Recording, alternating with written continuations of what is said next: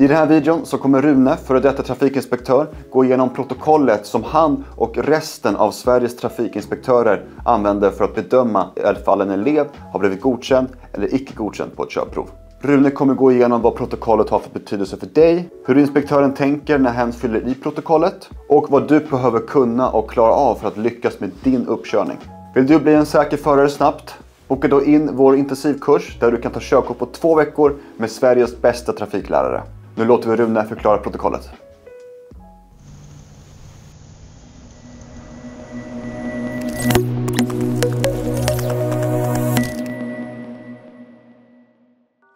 Hej, jag heter Rune och jag har tidigare arbetat som trafikinspektör på Trafikverket Förarprov. Jag har suttit med och bedömt mellan 5 och 5500 körprov för behörighet B.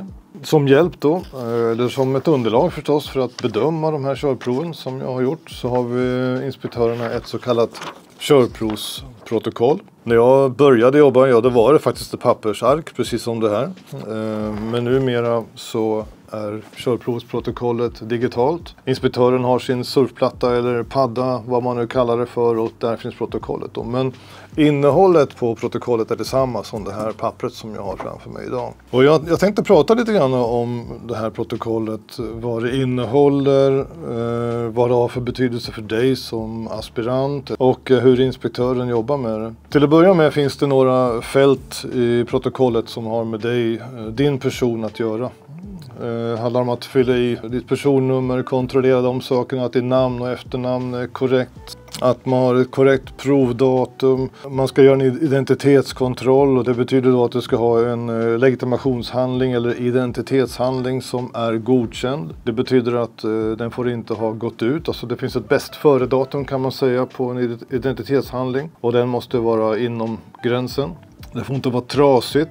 Fotot måste vara åtminstone någorlunda välliknande så man kan se att det faktiskt är du som står där. På protokollet, det här digitala, så kommer du också få intyga med din namnteckning att du inte har körkort i något så kallat EES-land. Har du körkort i ett annat land, ett så kallat EES-land, ja då behöver du inte ens köra upp utan då kan du faktiskt ta det körkortet och så får du ansöka om att byta ut det mot ett svenskt. Och då känns det ju ganska onödigt att faktiskt göra körprovet överhuvudtaget. Eller hur? Man kommer också skriva i det kommer fyllas i automatiskt kanske numera på surfplattan då, vem som är provförrättare. Det är också så man markerar i vilken typ av körprov det handlar om. Sen har vi någonting som kallas för kompetensområden. Och det är de... Ja, man bedömer dina skills om man använder det uttrycket då. Då har vi 6 stycken kategorier. Det kallas för fordonskännedom och manövrering. Det är det första fältet. Fordonskännedomen, det är säkerhetskontrollen som du kommer att få göra. För alla som kommer och gör körprov för första gången får göra en säkerhetskontroll. Inspektören talar om vilken eller vilka delar av kontrollen du ska göra.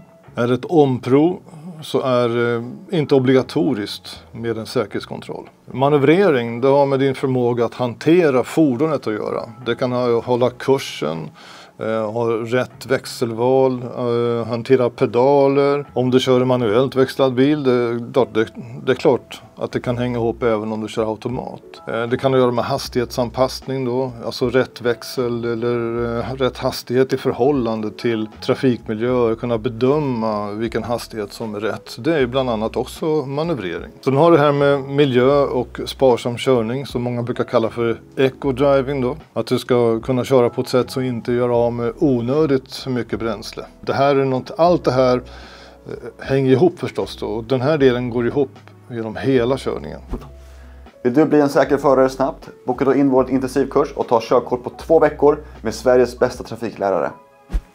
Trafikregler. Dels handlar det om att uppmärksamma vilka regler som gäller och sen veta också hur du ska tillämpa dem i praktisk handling ute i trafiken. Så det är något som kallas för trafiksäkerhet och beteende. Och det här... Det går inte att säga vad som är viktigast för alla de här delarna är viktiga. Men du kan ju vara väldigt duktig på de tekniska delarna.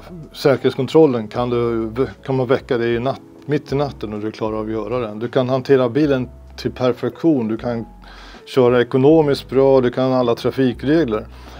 Men sen så ska du på något sätt omsätta det här i praktisk handling. Och det här som ditt trafiksäkerhetstänk och ditt beteende kommer in. Då handlar det om uppmärksamhet, planering, hastighetsanpassning, samspel inte minst med andra trafikanter.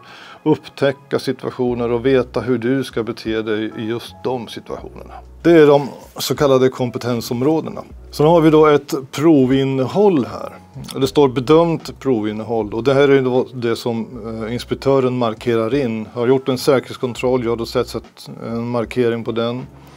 Har du gjort en parkering, en backning, en vändning, har du gjort med körfältsbyten, har du kört självständigt mot mål, vilket är samma sak som att följa vägvisare, kanske mot sjukhuscentrum, E4 eller någonting. Så då markerar inspektören alla saker som ni har gjort så att säga under körprovet. Och alla de här delarna, om vi plockar ut ett par stycken då, parkering exempelvis. Parkering är ju klart väldigt starkt förknippat med manövrering. Därför att man får ett väldigt bra kvitto på om du kan hantera bilen när du ska parkera mellan två fordon. Du kanske ska parkera längs gatan eller du ska ta dig in med nosen före då mellan två fordon. Har du inte bra koll på manövreringen i det här fallet och då kommer det märkas ganska snart. För du kommer att komma in för fort, du kommer komma in snett, du kommer komma för nära de andra parkerade bilarna. Eller också kommer du göra precis tvärtom då, om du har koll på det här. Du kommer att sätta det här galant. Korsningar kan vi ta.